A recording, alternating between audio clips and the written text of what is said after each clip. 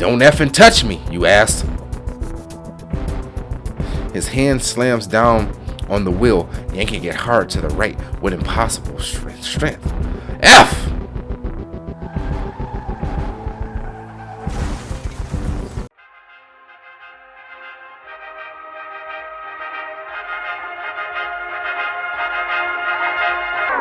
Yo, welcome back to another video. Today, jumping into a little visual novel, a little bit of reading. Y'all know how much I hate visual novels because I can't stand the fact that Danganronpa is such a long game and they make you the thing. I'm sidetracking right now. The thing about Danganronpa that I hate, and I don't think people really understand. Let me fix this real quick. And I don't think people really understand, because whenever I talk about my hate for Danganronpa and reading, they be like, oh, it's a visual novel you're supposed to read. Yeah, well, of course, right? But on outside of it just being it's like Moby Dick. It's a very, very, very long novel. But the thing that drives me crazy is the game has voice actors. But you only want to use the voice actors at certain points. And I can get, like, if you have the voice actors only do certain parts and then it kicks in for the person playing the game. But Danganronpa will literally have you reading a paragraph, and then the last sentence of that paragraph that you just read, they'll have the voice actor kick in and start voice acting. Why not just let me finish the last sentence of that paragraph you just had me read?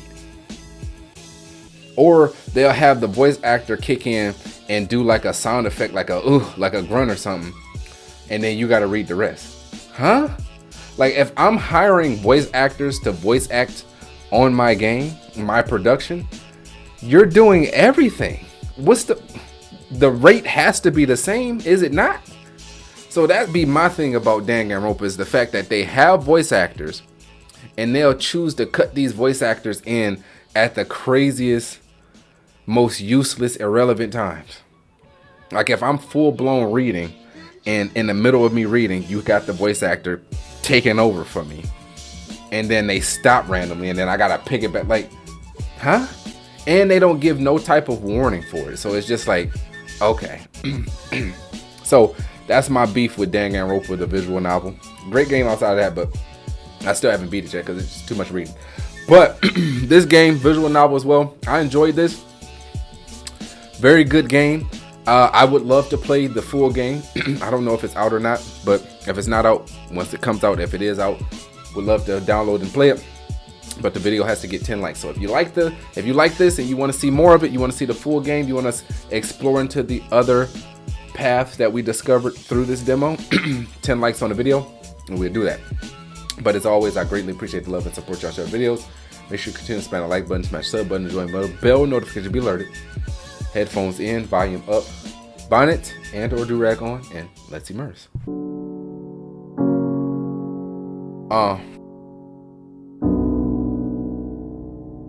Yeah.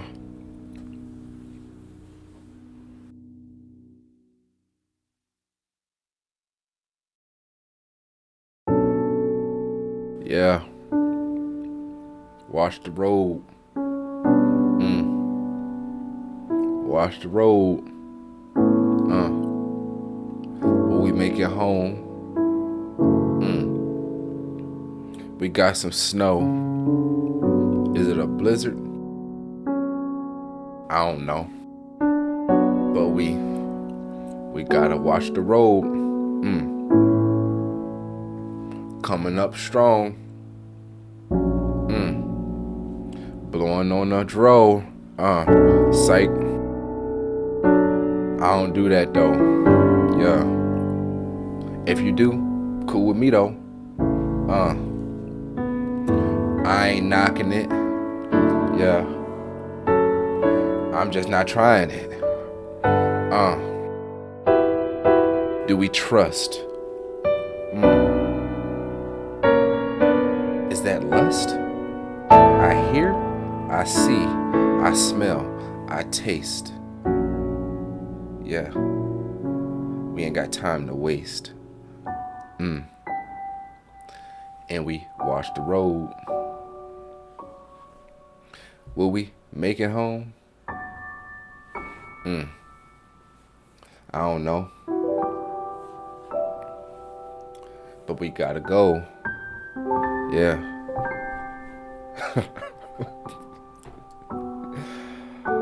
Hell no. Somewhere far, far away from the dingy trailer park I grew up in, a huge city, maybe, or even the lovely countryside. We just say city. But college didn't go the way I planned. 2 terrible semesters and my scholarship was revoked. Just like that, I was back where I started. I understand that. You get to college, and college, sometimes it humbles you. Living at home was hell. I didn't last long. With what little money I had saved, I found a tiny apartment and a job. Not exactly my dream gig, but it was offered to me easily because of an old friend. Commercial truck driving. Woo! It's been a few years since, and it's way lonelier than I had expected because of how busy I am. I've become distant with, everything. My friends, family, and even myself. At least I'm making ends meet for now. Sometimes in life, like a few years ago, when was this? It was like 2-3 years ago. I was doing that. I had to take time to myself. I had to re-up. I just got out of a horrible relationship. I had to re-up. I had to refocus. I was getting my body right. And I just shut out everything out. I wasn't talking to nobody. For real, outside of a couple people. And sometimes you got to do that. But you have to understand, and you have to realize when to come out of that. There's nothing wrong with you putting your head down, you grinding, and you doing what you got to do, but you have to be able to recognize that you're doing that and make sure that you aren't blurring lines, right? Because oftentimes people will be in those situations and they'll find themselves in that type of a situation, but then they'll turn around and they'll be blending something, blurring something, like relationships, for example.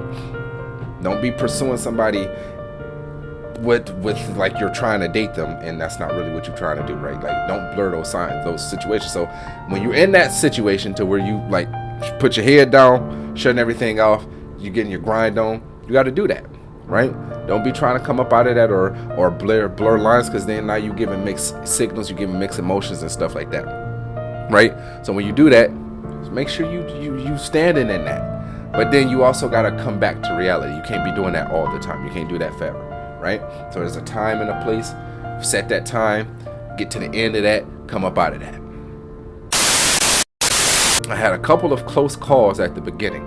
Bad weather for starters, and then there were evil drivers. Horrific traffic. God, the list could go on. Evil drivers. But I'm used to it now. Mostly, my sleep schedule may be whack, and my spine's beginning to hate me, but I make it work. Still, there are nights where I feel a bit off kilter. Tonight's one of those nights. Jane Doe. So we are looks like we're a woman. All right, cool. Okay, so I was gonna say black, but let's say Blackina. There we go. All right, Blackina, keep your eyes on the road. I nudged the side mirror with a tap of the button, taking a glance at the endless darkness reflecting on it. It looks eerie, to say the least. Jeez. It doesn't help that the snow is picking up. Fat, wet flakes splat against the windshield, momentarily obscuring my view. The flurries paired with my drowsiness is a hellish combo. I cranked the wipers up a notch. Excuse me. Need to find a gas station soon. Getting coffee that isn't lukewarm would be nice. A sudden movement in the headlights makes me jump in my seat. Was that a deer? Through the swirling, disorienting snow, I see something that shouldn't be there. Something or someone. By the side of the road, next to a weathered mile marker sign. It's a young man. He's got his thumb out, arm extended, hopefully into the air. The hell? My first thought is that I must be daydreaming, or even hallucinating, since I was running on caffeine and spirit or spite. But I rubbed my eyes quickly, and lo and behold, he's still there. Who in their right mind hitchhikes out here in this weather? As part of me knows that this is obviously suspicious and I should stay away. But another weary, miserable part sees someone worse off than me.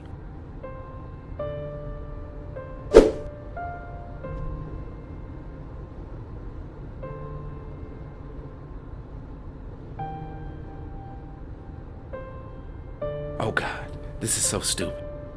There's a plethora of wrong things that could happen, but I can't leave someone out here like this. It goes against every moral bone in my body. What if he freezes overnight, like that little match girl story? Ugh, morbid. I ease my foot off the gas and the heavy box truck sighs as it loses momentum. I pull the rig onto the shoulder, a safe distance ahead of the person. The massive tires crunch on the icy gravel. He starts walking towards the passenger side door. A dazzling bright smile somehow lighting up his face despite the bitter cold and the terrible situation he's in. I can't help but notice how he jogs the last few steps, eager to escape the wind. He doing that because he recognized how stupid we is for letting him in here. So that smile's like, I'm gonna kill you. That's the smile that he's giving off. As he gets closer, I roll the passenger window down a crack. A blast of frigid air hits me square in the face, and I almost regret listening to my impulse. I can get a better look at him now. He's in his early 20s at most, with freckles standing out against his pale skin, snowflakes cling in his scruffy hair and eyelashes, and his nose is practically Rudolph red at this point. He's tall, even from my perch in the truck cab though. I own a smaller truck, so I suppose it's not a huge deal, but he still has to lean down a bit to peer inside the narrow gap of the open window. Thank you so much for stopping. Seriously, you're a lifesaver. His voice is clear and friendly, though a little breathless. What the hell are you doing out here? The question is blunt and probably not the most welcoming, but honestly, it's the first thing that comes to mind. I eye his clothes, jeans, and a thin-looking jacket that wouldn't hold up against this weather for long. He's not wearing a hat or gloves, from what I can see. I feel a sudden urge of irritation and have to swallow the instinct of lecturing a random stranger. Doesn't he have any sense? At least put on some gloves. He rubs his arm briskly. Yeah, so my car kind of gave up the ghost back there about maybe 3 miles back, just completely sputtered out, and naturally there's absolutely zero signal out here. I've been wandering around for a while now, hoping someone would pass by. We didn't see no car when we came past. See? Huh? I didn't see anything earlier. Must have been zoning out. My trusty flip phone decided to bite the dust about 5 minutes ago too. You have no idea how incredibly grateful I am that you actually pulled over. He shifts his weight from one foot to the other on the ground, looking a little anxious now that he's finished his explanation. I was traveling to see my folks up in Oak Haven. It's winter break, and my mom has been telling me to visit for a while now. So I figured I'd go. Okay, I'll be ask him what's the number. Let me call and verify. I eye him cautiously. Oak Haven, that's about an hour and a half from here. I know, it's really unfortunate that the car went bust so quickly. Are you alone? Yeah, it's just me. He meets my gaze directly, and for a brief moment his eyes, I can't quite make out the color, but they seem surprisingly intense and hold mine before softening once again. Promise, I'm no trouble. All I need is a ride there. I can pay for gas if you want.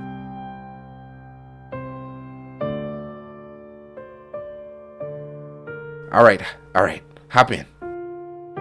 The words feel a little alien coming out of my mouth. Every rational cell in my body is most likely itching to beat me up, but the image of him out here, I can't shake it.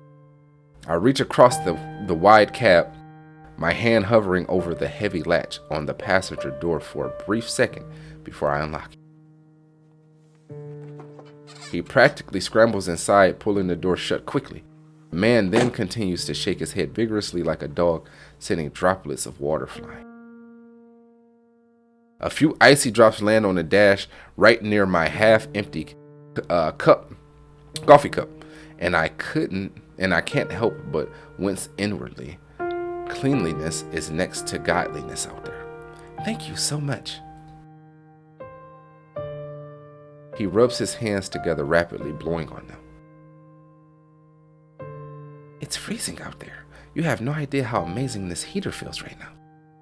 I'm sure I can imagine. He grins at my curt response and glances around the truck, taking in all the various switches and gauges with wide, almost childlike eyes. Wow, I've never been inside a big rig before.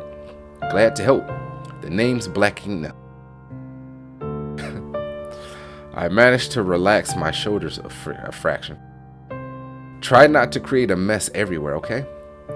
I muster up a small, tired smile, feeling a tiny bit of the tension ease now that he's safely inside. Right, sorry, he says quickly, looking slightly flustered.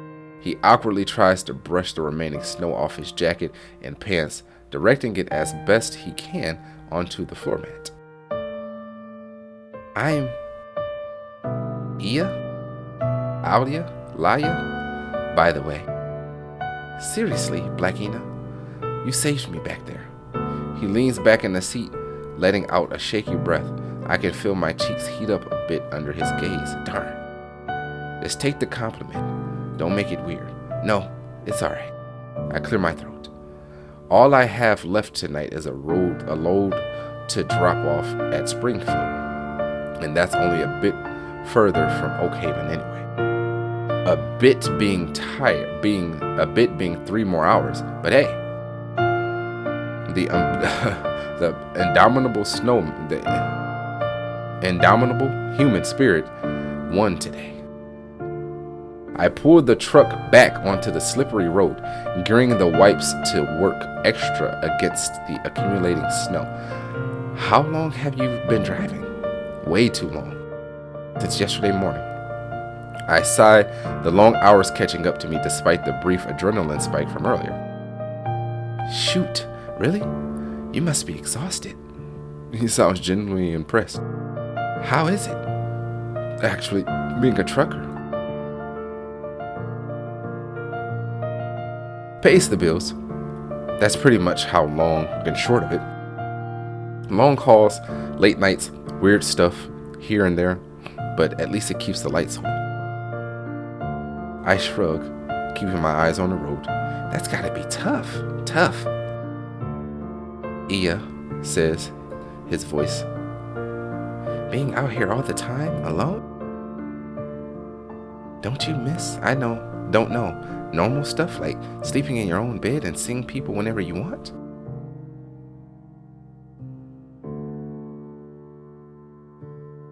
This rig's more home than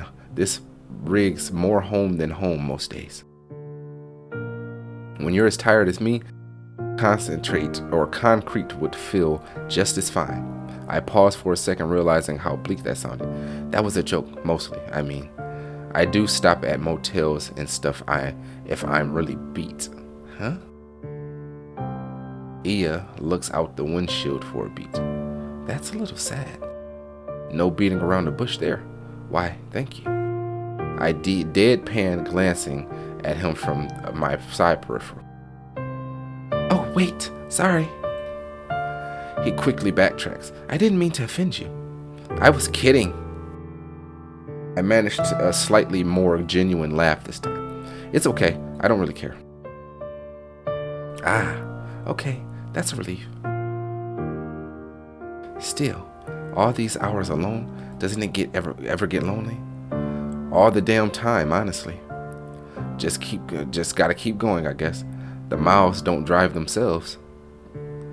Statistically speaking, long-haul drivers have higher rates of depression and anxiety. He says it matter-of-factly, like he's reading from a textbook. It's an odd thing to state. He catches himself, though, after seeing my expression. Sorry, that was kind of tactless. Probably not the best thing to blurt out. My bad.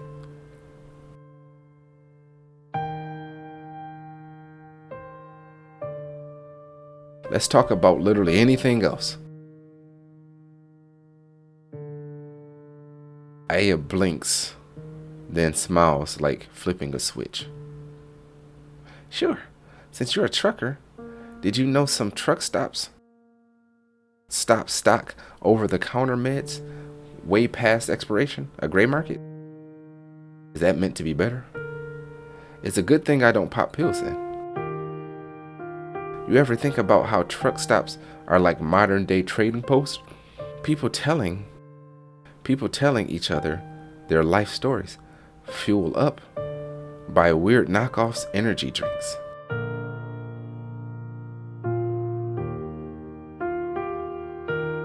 Speaking of weird, did you ever have truck stop pie? What the F are you talking about? I can barely keep myself from giggling. The cherry pie, haven't you had it? Hell no, and I don't plan to anytime. Good. Keep your sanity intact. Some things are left unknown. I'll take your word for it. It's quiet again except for the swish of the wipers. Try to learn more about his college life. Ask about his family in Oak Haven. Comment on the isolation on the road. Suggest trying to radio observe him quietly. Confirm his car troubles again. Let's ask about his family. Are you excited to see your family? Yeah, I can't wait. It's been a while. I catch him flexing his fingers against his knees like he's counting something.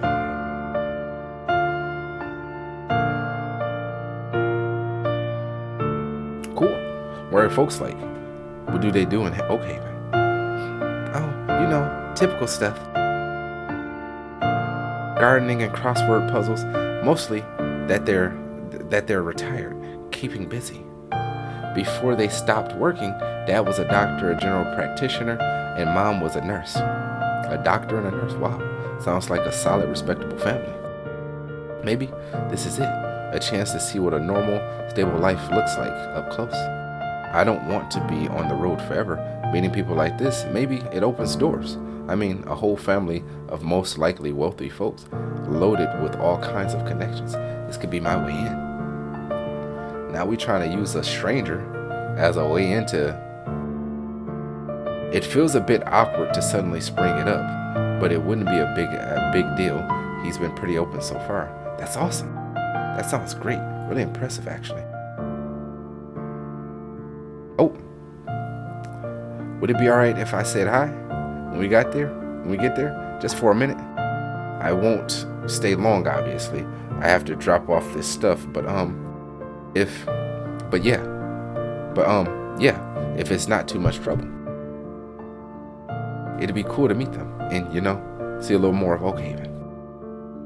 The air in the cab goes instantly cold, colder than the windows outside. His face smooths out completely. Every trace of warmth, of humor, of humanity drains from his features. Aya's eyes are suddenly terrifyingly still and empty, like deep, dark pools of water. No.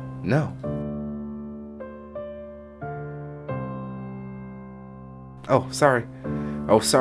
Didn't mean to put you on the spot. Just got a bit carried away. It's fine. His phone is still a little stiff. It's quiet again, except for the swish of the wipers.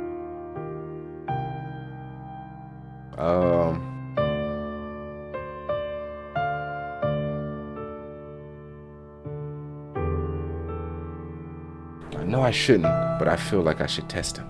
He's a little odd. Hey, bought your car earlier. What about it?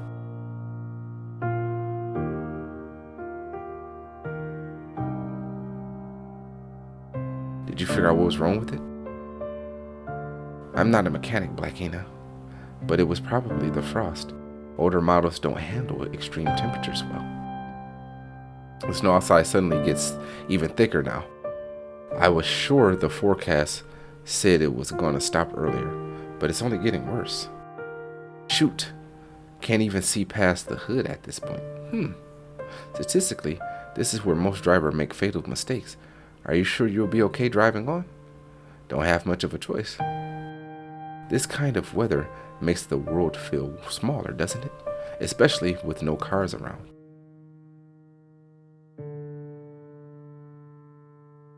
Still kind of beautiful though. I feel like I'm in a maze or in a snow globe even. His smile is small and doesn't reach his eyes. It's quiet again except for the whish of the wipers.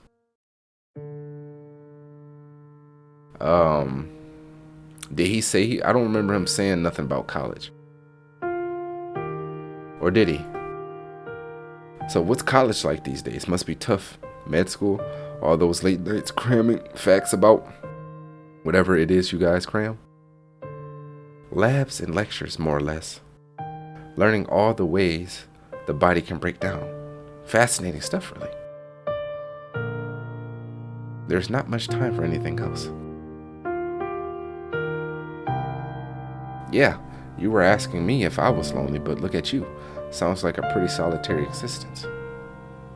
I didn't say it was inherently a bad thing to be lonely, though. It's a state of being, like any other. So, okay. I try to sound casual, though. I'm sure I'm failing miserably. You mentioned you were heading there to visit family. That's right. My parents, they live outside the main town. Right, your parents. Something about his smile feels. Just curious, with the weather and all, they couldn't send someone out to pick you up, or it seems odd him hitchhiking like this if his folks were expecting him so close. Most people would have called for a ride. No. They're expecting me, but he hesitates for a beat. Since my older brother gave me the car, I thought I'd make use of it. Then, car trouble's out of nowhere. Okay, I get that, but just to be sure, I'm dropping you off in the right place. What's the cross street near the place? Idiot eyes smile vanishes. Easy smile vanishes. His eyes drift out the side of the window. He takes a shallow breath before answering. Maple Street. Yeah, Maple Street. It's near the old high school, St. Lucille's. Maple Street, St. Lucille's High School. I searched my memory, the names of streets and landmarks in Oak Haven. It's a small town. I've delivered a few places there over the past few months. I know the general layout. Oak Haven doesn't have a Maple Street. Yeah. His face goes eerily blank. You're right. His voice is soft, almost amused. It doesn't. So you just lied to me? Haha, no.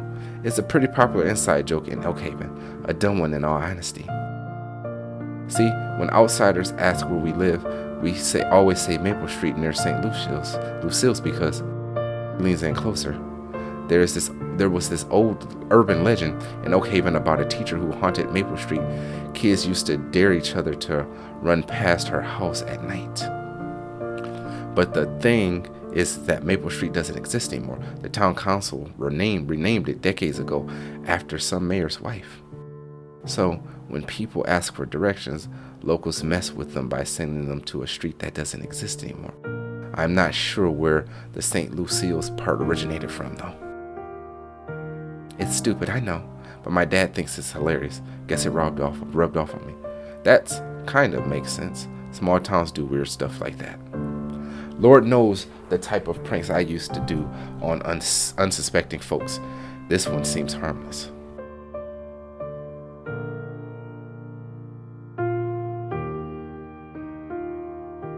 Okay, that's actually kind of funny. Sneaky bastard. Told you it was dumb. The snow outside seems to swirl thicker, obscuring the road ahead. For a moment, I could swear Ilya's reflection in the window isn't smiling at all. It's quiet again, except for the swish of wipers.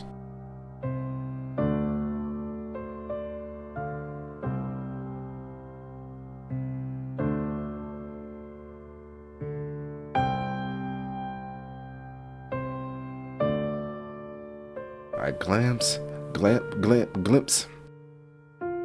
at Ilya from the corner of my eye, trying to be subtle. I'm gonna just call him El. He's staring out the window again. Can't read anything from his expression. Suddenly, he turns his head. His head turns, and he meets my gaze. His eyes are dark, reflecting the faint road lights, like polished obsidian. There's a knowing glint there, as if he felt my eyes on him. A slow smile spreads across his face. It doesn't reach his eyes. Every bump on the road sends a jolt through my hands. I keep stealing glances at El. He's unnaturally still. The green exit sign finally looms into view. My heart is hammering. The wipers are struggling to keep up. He hasn't stopped staring at me. His eyes which were so expressive, when I first picked them up, are now flat. You're quiet now, huh? What's with the silent treatment, El? Why'd you pick me up, Blackina? If you were just going to act like I'm the problem, like I'm a problem. Because you were stranded in a snowstorm, El. What else was I supposed to do? I didn't know you were going to act. I cut myself off. The words catching in my throat. I don't know. I don't want to say it. I don't want to give it a name. Act like what? Say it. Weird. You're acting real effing weird, man. My voice is rising. I don't like this. I'm trying to focus on the road, but he's right. They are staring at me, edging me on. You talk like you're scared of me, Blackina. Like you're afraid of what I might do. I'm not. Just shut the hell up, all right? Shut up and let me drive. El snorts. You're scared because you know I'm not just a random person. You knew the second you saw me. The F is going. Does that mean? My voice cracks. I hate that. I sound weak. You think you're safe just because you're the one behind the wheels? Because you're driving? That you're in control? Shoot. Of course this happens when I decide to be a good Samaritan. Back the hell off, all right? I don't know what your deal is, but this ride is over once I halt the next turnout. You're walking. I'm going to call the cops. There's not going to be a turnout, Blackina. He leans closer, his face suddenly too close. Instinctively, I flinch, pulling back against the seat. My gloved hand tightens on the wheel. Don't effing touch me, you ass. His hand slams down on the wheel, yanking it hard to the right with impossible strength. F!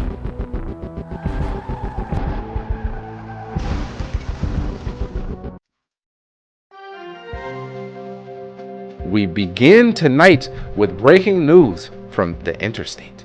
State police are investigating a fatal single vehicle accident that occurred late last night during the heavy snow.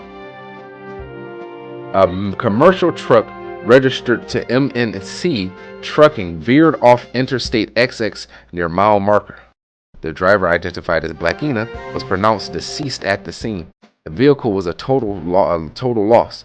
The cause of the crash remains unclear, though investigators cite adverse weather as a primary factor. Currently, foul play is not suspected, though we will be featuring a spokesman from MNC Trucker later today, who will hopefully have more information for us regarding their safety protocols and condition of the fleet. It is currently unknown if the family of the victim, Blackina, intends to pursue legal action against MNC Trucking. Adding to the mystery, authorities confirmed there was a passenger in the vehicle at the time of the crash. However, their identity remains unknown. There are no records of a second occupant, and no friends or family members have come forward to identify the interview or report them missing. Investigators are urging anyone with information regarding the passenger to contact the state police immediately. In other news, the snowstorm has moved eastward, leaving behind record snowfall. Bad end 1. So what if I say no?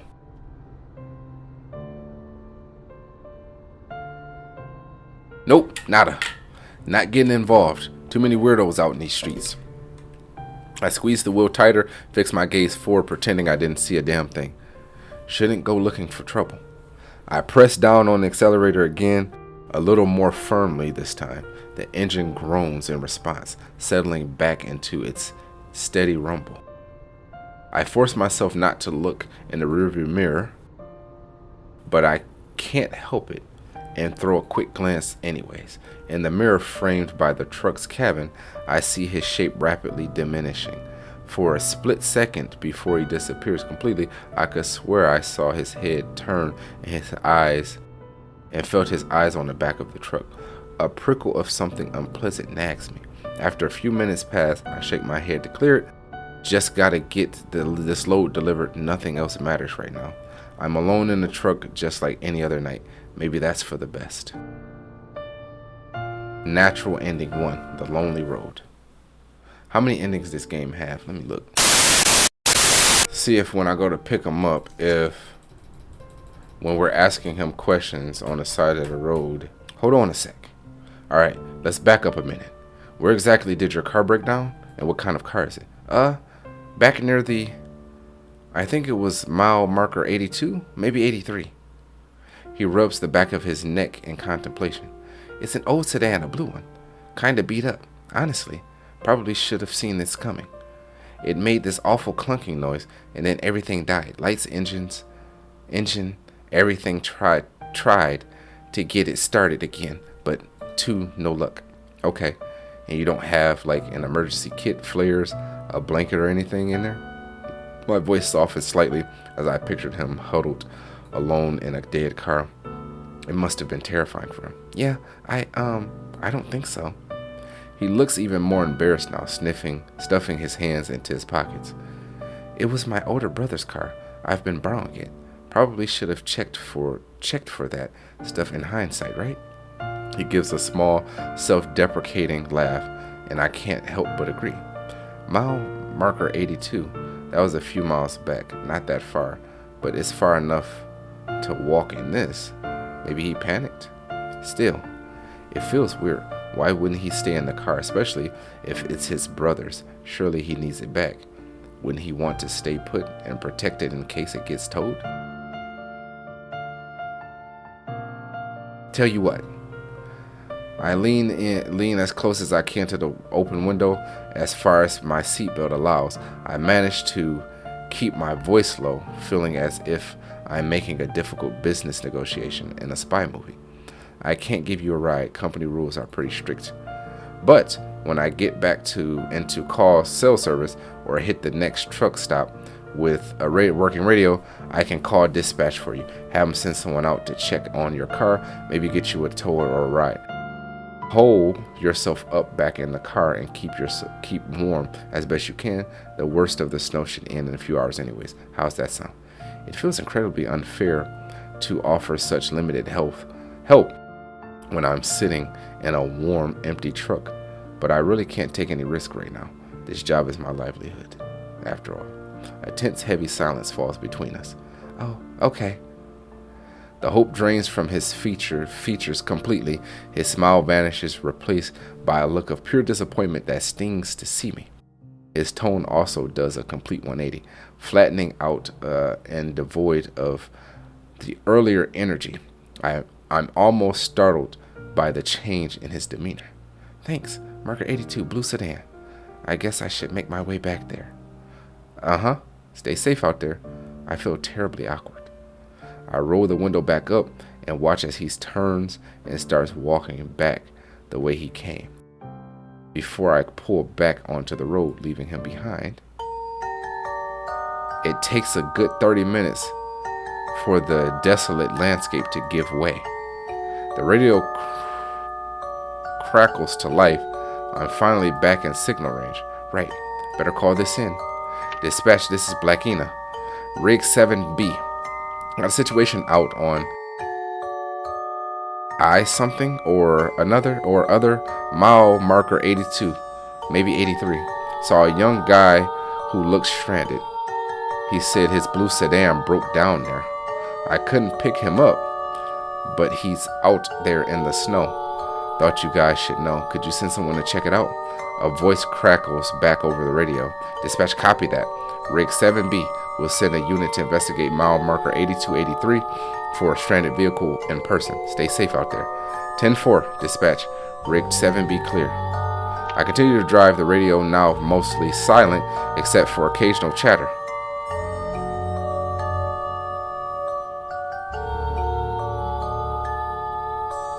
A few hours later, as I'm traveling back home, the radio crackles again. Dispatch 7B, come in. Rig 7B, go ahead, dispatch.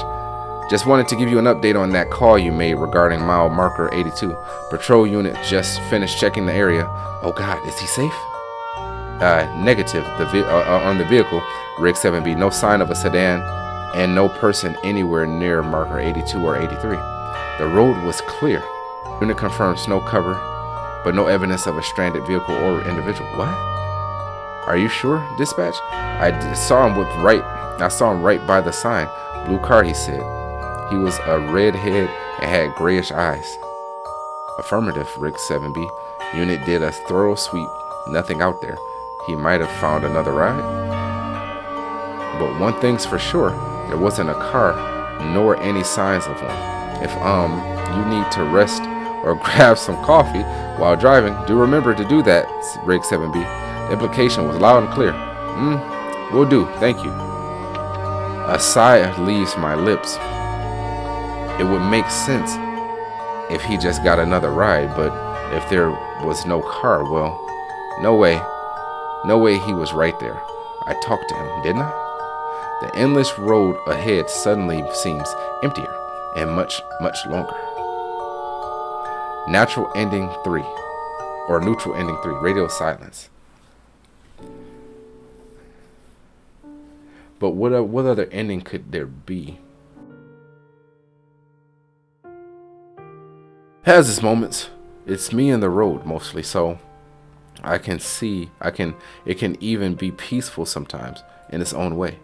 The words feel surprisingly easy to admit out loud to a total stranger. I glance at the dancing flakes lit up by the truck's beams. Peaceful. He sounds surprised. He leans forward a little, squinting at the windshield, as if trying to see what I see. That's not how I describe it.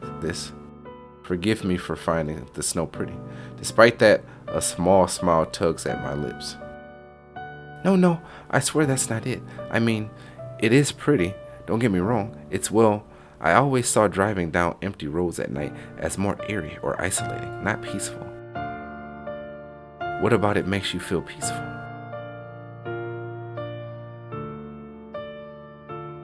It's peaceful because it's empty.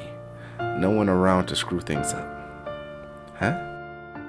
L's smile is crooked, but it makes me feel a little warmer.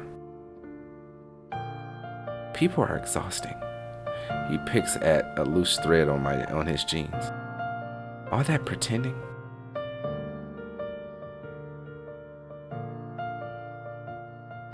You don't seem like the type to bother with that. Oh, I'm playing a role like everyone else. But at least I know I'm doing it. See the show for what it is. That's weirdly self-aware. It's quiet again except for the swoosh on the markers. Let's try. Let me try again. I fiddle with the turner knob. Smack the dashboard. Work, you bastard. Tiny voice suddenly fills the void. Before vanishing again. Has that trick ever worked? Once before. It's quiet again, except for the swoosh on the wipers. You ever notice how isolated it feels at night? Like we're the last people on Earth. Feels like we're the last two people on Earth out here. Wouldn't that be nice? The snow outside suddenly gets even thicker now. I was sure the forecast said it was going to stop earlier, but it's only getting worse. Shoot. Can't even see past. Statistically, yeah. Don't have much of a choice. It's kind of weather makes the world feel, yeah, we've read that already. Pretty a little scary. Yeah, it gives me the creeps, like we're the last people left out here. We very well might be. His voice is quiet, almost thoughtful. It's quiet again except for the swoosh on the wipers. Do college. Did that already. Make friends. Sounds rough. No time to like grab beers with classmates? No, not really. Everyone is focused on superficial stuff. Making money, buying cars. You see yourself as better than other people then? Too busy playing God to hang with mortals? He doesn't scramble to defend himself and shrugs instead. If that's how you want to frame it. For some reason, when he says it, I don't feel a sense of arrogance. So, Oakhaven. Okay, you still fit that in.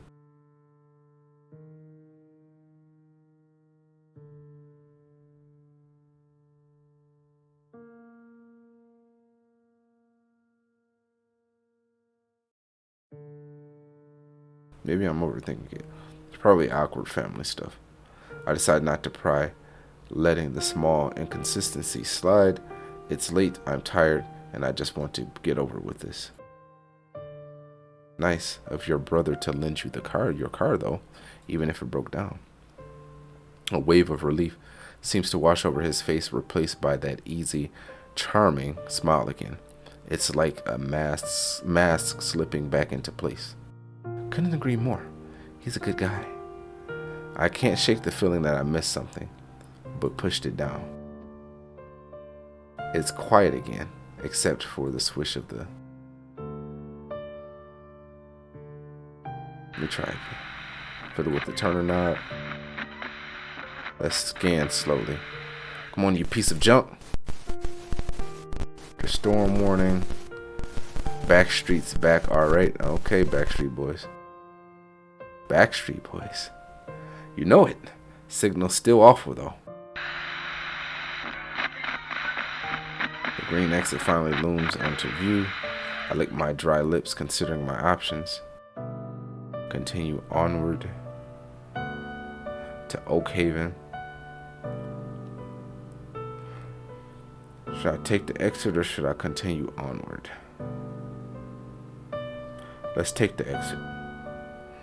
Hey, L, do you mind if I make a quick stop? My eyes are killing me. He turns from the window, blinking like he's coming out of a trance. Of course, you've been driving forever. We could both use a break. Thanks. Phew. At last, that's covered. The ramp curves sharply, the truck's weight shifting as we descend towards the service area. Realistically, I have to drop off everything at Springville by 7 a.m. So I can go into a motel. Let's see what motel does. Look, this weather's getting worse. Maybe we should hold up till the sun comes out. I mean, you can take one of the cabs usually waiting at the motel if they have one available. I'll cover it if you don't have a large amount of cash with you. Got you this far along anyway. You'd really ditch me? What? The nerve of this guy. I'm not ditching anyone. Listen, I'm just prioritizing. Oh, you're not ditching me. After everything you said earlier, I thought we were building a real connection, Blackina. He sounds hurt. I feel like I'm backed into a corner. Damn it. Fine, fine. Okay then. I'll get us 2 rooms. I grumble a bit, upset that he misunderstood me. Thanks. No problem. End of... Okay. Motel route will be released. Future update. Thanks for playing. Okay. And then if we do... It's better to power through. I've got a schedule to keep.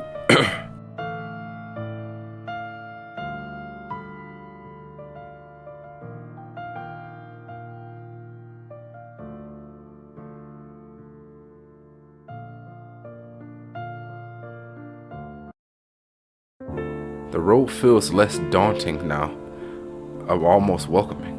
There's a comforting silence between us.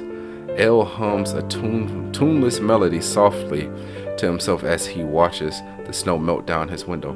His shoulders seem less rigid. He looks almost at peace. The trees are spacing out a little. I give it 5 minutes and we'll be at Oakhaven hopefully. Seems that way. My feet are starting to thaw, thankfully. What, really? Was the heater not strong enough? Shoot, you should have let me know, L. I fret with the truck's temperature controls constantly, but it never seems to make a difference. He chuckles a little at my reaction. Don't worry, Blackina. I'm accustomed to the cold. It's nice to feel the blood flowing properly again. He relaxes his fingers, almost stretching them out in the warm air. From the heater, a small content sigh escaping him. The sound eases some of the knots in my own shoulders. You must be looking forward to getting home. More than you know, Blackina. Getting back to my family, my mom, and dad. We're a tight-knit bunch. Always have been. My mom especially. She lights up the whole house. He gives me another one of his soft smiles. It's disarming how much he cares for his family, and I can't help but feel a pang of jealousy at the bond they share. But still, how lovely it must be to have such a strong support system waiting for you. Express ease. Glad we're almost there. The weather was no joke. You handled it well. You're a good driver, Blackina. His compliment, simple as it is, makes my ears heat up. The first scattered lights of Oakhaven finally appear on the horizon, twinkling through the last of the falling snow. Welcome to Oakhaven. Looks like we made it. A wave of genuine relief washes over me as I see the town sign, almost forgetting about the strange man beside me. I pulled the truck to the side of the road a little ways past the main town sign, near a darker patch of woods. Blackina. L turns to me, that easy, warm smile back at his face. It feels more genuine than it has all night. A true expression of gratitude and perhaps something more akin to friendship. Actually, my parents' house is just a short walk from here. It's better than trying to navigate on a rig on these small town roads, especially with the snow and ice. The streets get pretty narrow, and I'd hate for you to get stuck after everything you've done. You could drive up a little bit up. You could drive a little bit up to Oakhaven's main street. It's a safe spot. Nobody bothers anyone this far out. And then, if you're up for it, I could walk you there. My dad, he'd probably love to meet you. He always appreciates a good story, and you've certainly given me one to tell. He's smiling so genuinely, his eyes soft and inviting, and after everything, he seems so normal right now. Maybe this is it, a chance to connect with people after all. It feels like a small reward for braving the storm. I want to say decline, because when the first part of playthrough, we asked if we could come visit his family, and he said no. So I'm feeling like him offering this is a setup for him to kill me again. But I want to see what happens. I'd like that, L. Let me just park there then. He smiles at me as I maneuver the truck off to Oakhaven's main street. It's lined up with dormant shops that have their windows darkened out and a single traffic light casting a red glow. Visiting it at night is peaceful. I was well acquainted with Oak Haven already, but never stayed for longer than I had to. Now, I kind of wish I didn't have to drop off anything, so I could have more time to explore. Lead the way. I locked the truck and stepped outside along with him. You sure my truck won't get towed? Nah, you'll be fine. Come on, follow me. It's really chilly outside. I wrap my hands around myself, glancing around. It's so quiet out here. I guess everyone's asleep, right? We would wreak havoc out here, and nobody would ever know. This one, right here, officer. Elle laughs a bit at my rather unfunny comment before directing me towards a narrow path. My breath plums white in front of me. I wonder how long it's been since I took a stroll like this at night. We continue walking for a few minutes, right towards a path between tall, dark trees. It looks less like a path and more like a gash. Jesus. Do your folks live in the wilderness? It's a bit of a shortcut, saves us a few minutes and avoids the longer route around the block. Do you mind? Man, lead the way then. The air grows noticeably denser as we step beneath the dense canopy. The moonlight struggles, then falls entirely to penetrate the thick, intertwining branches. The gentle crunch of snow beneath our boots is now the only sound.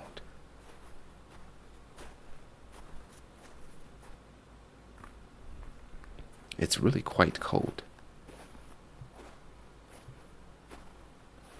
Elle just a step ahead. He turns, a soft smile playing on his lips. His eyes in the dim light seem to hold a curious glint that I hadn't noticed before. What's with the look? After you, Blackina. Wait, what? But I need you to guide me. I know.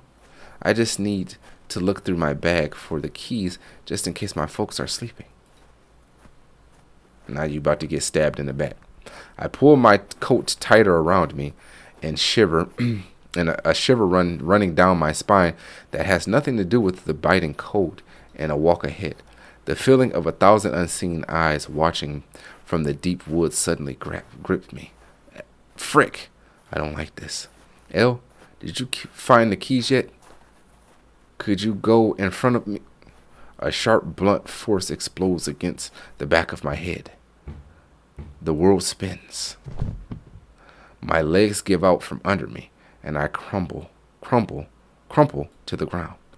A wave of nausea rose over me, accompanied by a blinding, throbbing pain in the base of my skull. It hurts. What? The last thing I hear before consciousness completely slips away from me is Elle's voice as he crouches beside me, pulling me close. Shh, Blackina. It's all right. Don't be scared. You're coming home. My eyes shut and darkness swallows me whole. End of demo. Captivity route will be released in the full game. Thank you for playing. Like if we get there, right, and then I say no and drive off, what happens? Nah, I really can't, Elle. I've got to get this load delivered. My dispatcher's gonna kill me if I'm late, and I'm already pushing it behind. But thanks for the offer, really. I can just drop you off here. You know your way here, right? From here, right?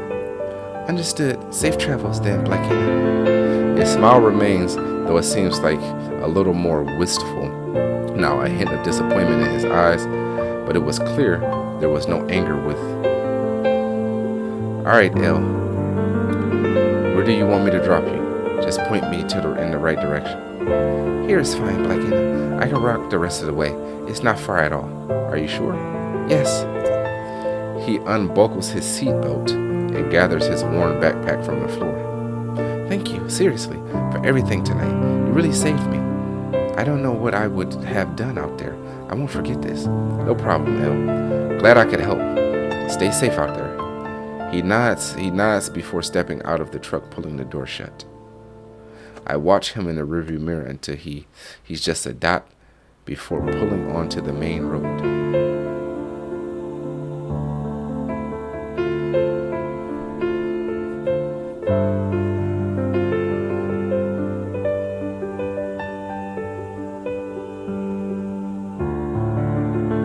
Are we falling asleep?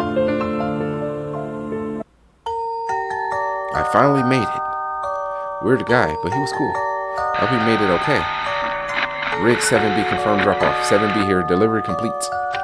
Well, that's that. I should go shut my eyes. Go get some shut-eye. Neutral ending in 4. Uneventful ride. Alright. Well, I think that it might have some more endings. It said it was multiple endings, so it might have others that I don't know how to discover. Those ones just seemed like the most obvious ones, so wanted to go back and look at all of those. But I'm like confused as to what causes for him to like kill you in these certain situations, right? Like we had the first playthrough to where us watching him or whatever triggered for him to run us off the road and kill me. I think it got him as well, based off what they were saying. But then we don't watch him curiously, right? And it doesn't trigger him. And then we get to his place, right? And obviously with the full game, you have some other ones. Like we go to the hotel, you have that, and then we have the escapee or whatever they was named it as when you got hit on the back of the head. Have those ones that continue on. But he walked through the woods and he knocks you on the head, right? But if you decline it, he's okay with you declining it. Like, it's just like weird. Like typically if someone has in their mind that they gonna kill you regardless of what it is that you do. So it's kind of interesting to see like how you go about the story can alter if you get away or if you don't, right? And that he lets you go in certain situations. It's almost like he wants you to like trust him for him to do that. So, but I guess since the one on when he hit us on the back of the head, we didn't technically die. So I guess with the full game, you can see that. I'm not 100% sure on exactly how that would work, but hey, if y'all want to see the full gameplay or the full game and y'all want to see those other endings and what else could be out there for it, 10 likes on this video and we'll get that done. But that's Watch the Road. I enjoyed it for what it was. Different type of game. It's a lot of reading, so it reminded me of Danganronpa, but not as much reading as Danganronpa, because that game, I still ain't beat that game. But I enjoyed it. It's like I said, it's different. Has the horror elements. I like the sound effects that they added to it to give you a little bit more of immersion to it, to where it's just not you reading. They give you a little bit more with the sound effects. It puts you in the game almost. But yeah, pretty interesting concept, pretty interesting story, and I would definitely love to see and progress further in it. So if y'all want to see the full game, like I said, 10 likes on the videos. As always, I greatly appreciate the love and support y'all show the videos. Make sure you continue to spam that like button, smash sub button, join bell notification, be alerted, and until next time, have a great one.